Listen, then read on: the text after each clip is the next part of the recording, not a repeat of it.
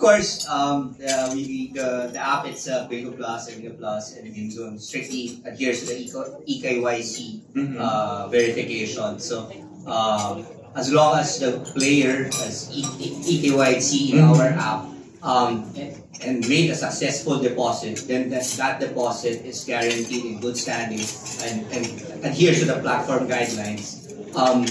This is part of the coverage. So again, as Mr. Tangos said, as long as no anomalous transactions happen, I mean, this is fully covered by the insurance.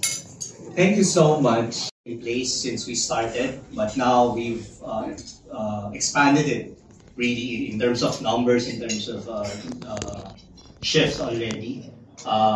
We have a full floor just to cater to our players concerned. And then of course, Bingo Plus is the only online operator that has the largest number of Bingo Plus outlets all over the Philippines. So from as far up as Ilocos and as down as Jensan. We are continuously having more new sites so that in some mga key cities in the Philippines, you can always, it's easy for you to go to a Bingo Plus site. So these are the added protection that we provide the customers so that they can easily assist, whether by phone or by physical contact. We do provide that. Thank you, sir.